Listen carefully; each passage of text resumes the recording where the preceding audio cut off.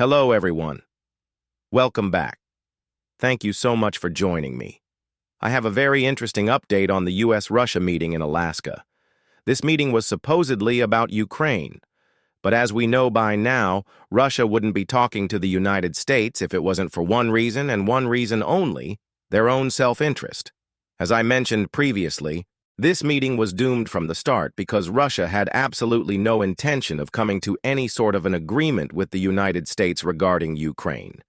They just wanted to send a message to Ukraine and the entire NATO alliance that they are not opposed to dialogue and they are open to negotiations. In reality, what we saw was a classic Russian manipulation tactic where they try to play both sides of the issue, trying to convince both Ukraine and the United States that they are open to talks, while at the same time arming pro-Russian separatists in Donbass and preparing an invasion force on the border. Now here's the outcome of this meeting according to the top U.S. diplomat, Wendy Sherman. As you can see, she's giving a press conference right now in Geneva, and I want to remind you that these are her exact words. She says, "We had a straightforward and very direct conversation in which we raised our concerns about the very large number of Russian forces on the border with Ukraine and their aggressive actions along the border, including deliberately provoking Ukraine and violating Ukrainian sovereignty." Then she said something very interesting. She said, "We also told him that we were in this together with our allies and partners."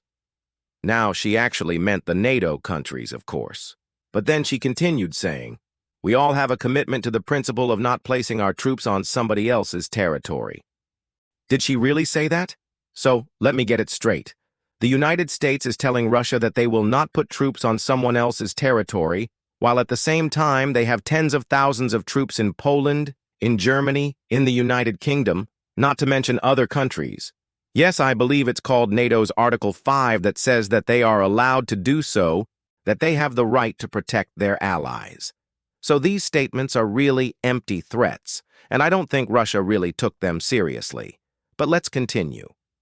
"We made it clear," she said, "that we would be prepared to impose additional sanctions, diplomatic consequences if Russia further invades Ukraine." Now, this is a very interesting statement because it shows that basically the United States has nothing really to offer.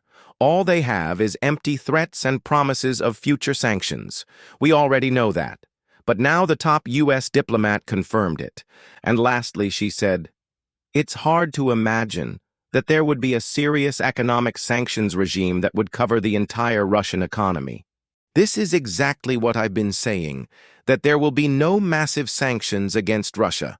At best, they may target certain individuals, certain industries, and maybe even the central bank of Russia, but nothing that will truly hurt the Russian economy. Because if they do that, they will hurt themselves as well. So as you can see, this meeting was a complete failure from the perspective of the United States. They thought that they could scare Russia off. But as we know, Russia is not backing down. And at this point, it's not even about Ukraine. It's about sending a message to the entire world that Russia is back as a major player on the world stage, and they are willing to do whatever it takes to achieve their goals. Thank you for watching this video. If you enjoyed it, please show your support. Give it a like. Consider sharing it. Subscribe to my channel, and I will see you tomorrow. Have a great rest of your day. Bye for now.